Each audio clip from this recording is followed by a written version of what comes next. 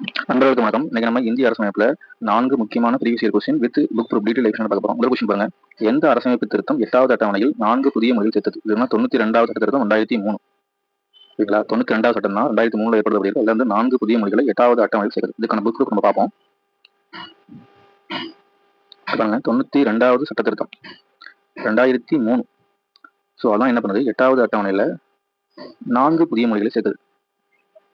போடா, டோங்கிரி, மைதிலி, சாந்திலி. இதன் மூலம் அரசமைப்பில் அங்கீகரிக்கப்பட்ட மொழிகளின் எண்ணிக்கை வந்து என்ன ஆகுதுன்னா 22ஆக உயர்ந்துள்ளது. ஓகேங்களா? இது கூட அப்ப இந்த கொஸ்டின் கூட அப்படியே மாற்றி கேட்கலாம். எந்த அரசமைப்பு சட்டத்தின்படி இந்திய அரசமைப்பில் அங்கீகரிக்கப்பட்ட மொழிகள் 18ல இருந்து 22ஆக உயர்ந்தது அப்படின்னு கேட்கலாம்.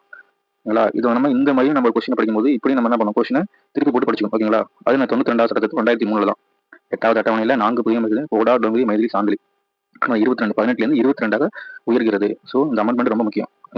இந்த கொஸ்டின் வந்து ஒரு 7-8 வாட்டி வந்து ப்ரீவியஸ் கொஸ்டின் வந்து கேட்டுருக்காங்க. அப்புறமா அடுத்த கொஸ்டின் பார்ப்போம். அதுவுமே பார்த்தீங்கன்னா ஒரு சட்ட திருத்தம் தான். எந்த அரசமைப்பு திருத்தத்தின் மூலம் சிக்கிம் இணை அந்தஸ்து ஒழிக்கப்பட்டு இந்திய ஐக்கியத்தின் 22வது மாநிலமாக மாற்றியமைக்கப்பட்டது அப்படின்னு கேட்காங்க. இதான் மாநிலம் 22வது மாநிலம். எதுனா 36வது அரசமைப்பு திருத்தம்.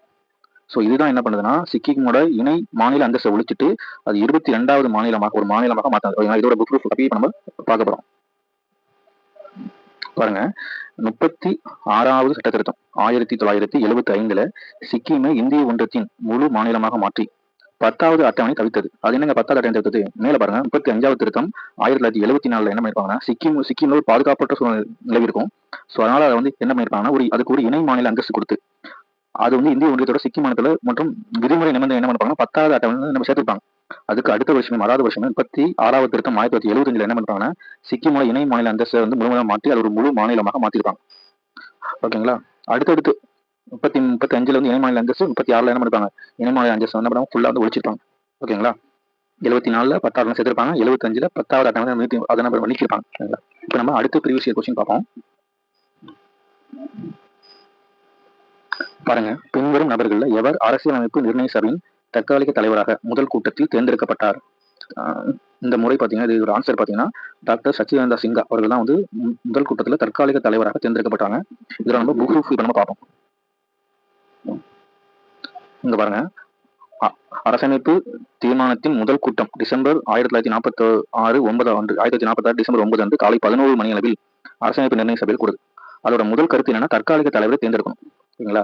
ஸோ அதை வந்து யார் இப்ப தேர்ந்தெடுக்காங்க பாத்தீங்கன்னா டாக்டர் சச்சிதானந்த சின்ஹாவை தேர்ந்தெடுப்பாங்க. யாரு பரிந்துரை பண்ணிருப்பாங்க? ஜே பி கிருபாலனி அவருடைய பரிந்துரை அடிப்படையில் தான் டாக்டர் சச்சிதானந்த சின்ஹாவை முதல் தற்காலிக தலைவராக தேர்ந்தெடுத்திருப்பாங்க. ஓகேங்களா? இப்ப இதுலயே பாருங்க, ஸோ சார் இவங்க தான் ஆச்சாரியா ஜே பி கிருபாலனி. இப்ப ராஜேந்திர பிரசாத் இருக்காங்க, அந்த கொஸ்டின் ஆப்ஷன்லயும் இருப்பாங்க. ஸோ இவங்க ஏன் இருக்காங்க அப்படின்னா ராஜேந்திர பிரசாத் அவர்கள் 2வது கூட்டத்துல நிரந்தர தலைவராக தேர்ந்தெடுக்கப்பட்டிருப்பாங்க. ஓகேங்களா? 1946 டிசம்பர் 9 காலை 11 மணி தான் அந்த கூட்டம் முதல் கூட்டம் நடைபெறுகிறது. ஜே பி கிருபாலனி அவர்களுடைய பரிந்துரை பிறகு டாக்டர் சச்சிதானந்த சின்ஹா தற்காலிக தலைவர் தேர்ந்தெடுக்கிறார். அடுத்து பாருங்க, ராஜேந்திர பிரசாத் இவங்க தான் பாத்தீங்கன்னா 2வது கூட்டத்துல நிரந்தர தலைவராக தேர்ந்தெடுக்கப்பட்டிருப்பாங்க. எப்ப நடக்கும்னா அடுத்து ஒரு நாள் விட்டு 11ஆம் தேதி 11 டிசம்பர் நடந்திருக்கும். அதே வருஷம் 2வது கூட்டத்துல டாக்டர் ராஜேந்திர பிரசாத் நிரந்தர தலைவர். அது இவங்களுக்கு வந்து 2 துணைத் தலைவரை தேர்ந்தெடுப்பாங்க. இவங்களுக்கு சப்போர்ட்டா இருக்கணும். யார் வேணா ஹெச்ஜி முகர்ஜி, இவர் வந்து விடி கிருஷ்ணமாச்சாரி. இவங்க 2 பேரும் துணைத் தலைவர். நிரந்தர தலைவர் ராஜேந்திர பிரசாத், துணைத் தலைவர் வந்து ஹெச்ஜி முகர்ஜி, விடி கிருஷ்ணமாச்சாரி. ஓகேங்களா? இப்ப அதுல பாருங்க doctor B R Ambedkar option சில இருக்காங்க. பி ஆர் அம்பேத்கர் யாருன்னா இவங்க அரசமைப்பு வரைவு குழுவோட தலைவர் தான் டாக்டர் பி ஆர் அம்பேத்கர். அரசமைப்பு சிற்பி மொத்தம் 7 பேர் இருப்பாங்க. 7 பேர்ல முதல் தலைவர் ஒரே ஒரு தலைவர் இவர் தான். ஓகேங்களா? இப்ப அடுத்து ஆப்ஷன் டில கே எம் பணிக்கர் கொடுத்துருக்காங்க. பணிக்கர் தொடர்பான ஆப்ஷன் இவர் ஒரு ஆணையத்தின் தலைவராக இருக்கிறார். ப்ரீவியஸ் கொஸ்டின்ல பிற்பாடு வந்து பார்க்கலாம். ஓகேங்களா? இப்ப அடுத்த ப்ரீவியஸ் இயர் கொஸ்டின், எந்த விதி இந்திய தலைமை கணக்கு மற்றும் தணிக்கை அதிகாரியின் நியமனம் மற்றும் பணிகளை பற்றி விவாதிக்கிறது அப்படின்னு கேட்காங்க. அது எந்த ஆர்டிகல் அப்படின்னு கேட்காங்க. எந்த article? Auditor general of India இவரை பத்தி வந்து இவரோட ரூல்ஸ், இவரோட சர்வீஸ், இவரோட அப்பாயின்மெண்ட் சொன்னா ஆர்டிகல் விதி வந்து 148 தான் என்ன பண்ணுது இவரை பத்தி நம்ம சொல்கிறது.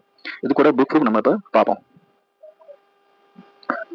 இந்திய அரசமைப்பு உறுப்பு 148 ஒரு சுயாட்சி அதிகாரம் கொண்ட இந்திய தலைமை கணக்கு தணிக்கையாளரை அமைக்க வழிவகை செய்கிறது. ஷார்ட்டா சொல்லுவாங்க சிஏஜின்னு சொல்லுவாங்க. இவர் வந்து ஒரு சுயாட்சி அதிகாரம் கொண்டவர், அவர் தன்னிச்சையாக செயல்படக்கூடியவர்.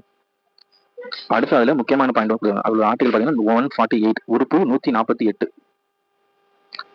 தலைமை கணக்கு தணிக்கையாளரை இந்திய கணக்கு மற்றும் தணிக்கை துறையின் தலைவர் ஆவார். இது முக்கியமான பாயிண்ட். இதோட கொஸ்டின்ல ப்ரீவியஸ் கேட்கலாம். இந்திய கணக்கு மற்றும் தணிக்கைத்துறையின் தலைவர் யாரு? தலைமை கணக்கு தணிக்கையாளர் தான், குடியரசுத் தலைவர் அல்ல. நம்ம குடியரசுத் தலைவர் ஆப்ஷன்ல போடக்கூடாது. தலைமை கணக்கு தணிக்கையாளர் இந்திய கணக்கு. அடுத்து பாருங்க, அரசு கருவூலத்தின் பாதுகாவலர் அவர் தான். இது அப்படி கேட்கலாம். இந்திய அரசு கருவூலத்தின் பாதுகாவலர் யாருன்னு கேட்டா நம்ம குடியரசுத் தலைவர் போடக்கூடாது. யாரு? CAG ஆர்டிகல் 148 படி அமைகின்ற அவர் தான். அந்த மயமே சொல்றேன். தலைமை கணக்கு தணிக்கை இந்திய கணக்கு மற்றும் கணக்குத்துறையின் தலைவர், அரசு கருவூலத்தின் பாதுகாவலர் அவர் தான். அடுத்து ஒரு டைம் கொடுத்துருக்காங்க பாருங்க. மாநில அரசு துறையின் அனைத்து கீழ் இயங்கும் மொத்த நிதி அமைப்பும் அவர்கிட்ட தான் இருக்கு. யாரு? அரசு. ஏன்னா அவர் தான் வந்து அரசு கருவூலத்தின் பாதுகாவலர். அதனால வந்து மத்திய மாநில அரசுகள் அனைத்து கீழ் இயங்கும் மொத்த நிதி அமைப்பும் அவரே கட்டுப்படுகிறது. இது ஆர்டிகல் 148 படி மொத்த நிதி மத்திய மாநில யாருக்கு நிதியை கட்டுப்படுத்துறது இவரு. ஆனா மொத்த நிதி யாருக்கு? குடியரசுத் தலைவர்கிட்ட தான் இருக்கும். அது நிதி எப்படி எல்லாம் செலவு பண்ணாலும் குடியரசுக்கு இவர் தான் என்ன பண்றாரு? ஆலோசனை வழங்குறாரு. அடுத்து இவரை பத்தி ஒரு கூற்று வந்து டாக்டர் BR அம்பேத்கர் சொல்லியிருக்காங்க.